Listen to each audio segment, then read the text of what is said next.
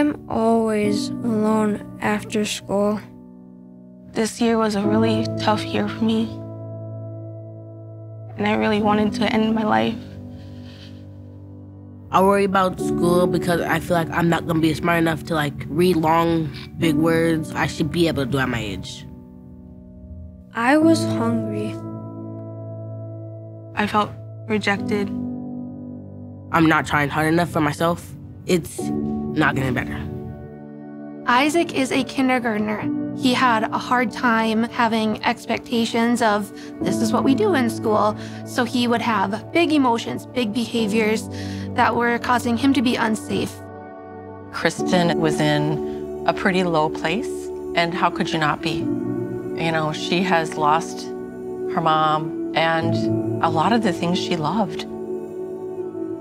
Kylie, she struggles with anger outbursts. When she is feeling overwhelmed, she just shuts down and oftentimes walks out.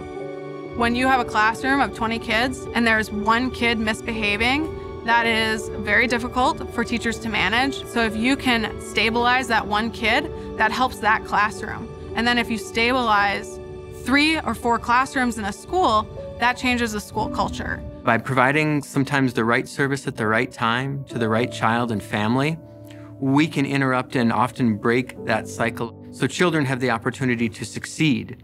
And truly so they have the opportunity to dream and hope and be successful in high school and beyond.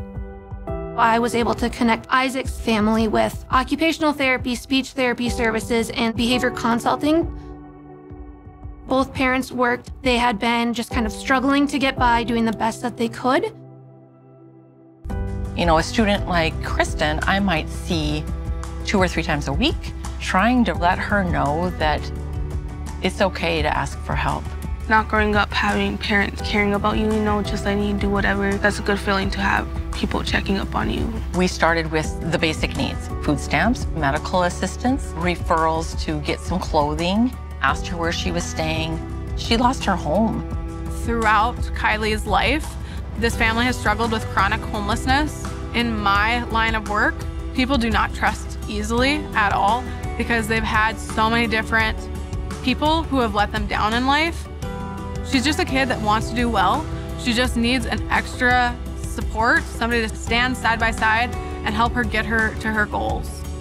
She will be the first person in her family that will graduate from high school. We know that kids who grow up in poverty are more likely to experience poverty as adults, and if they have children, their children are more likely to grow up in poverty as well. And so it becomes a cycle that can persist for generations. When these kids are supported growing up, they're more likely to graduate high school. Our community's kids need it, and they deserve it. She's had a lot of struggles, but she continues to pick herself back up and say, I'm gonna keep going forward. I can do this. I'm really excited to get that diploma and walk off that stage for my mama and look up and tell her that I did it. I just want my mama to be proud of me. Isaac is a completely different kid from who walked in the doors this fall. I've seen big changes with him, both at home and at school. He is ready to take on first grade and all that's to come. I feel like I got a lot of confidence, like I'm strong. I can do something. I believe in myself. She was waiting for somebody to give up on her, and I just tell her, I'm not gonna give up. I want to be at the high school graduation. Yeah.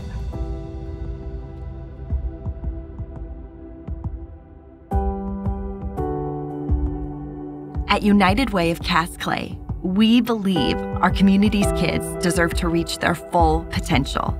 By investing and working together to provide kids services right at school, we all succeed. Give today at unitedwaycassclay.org.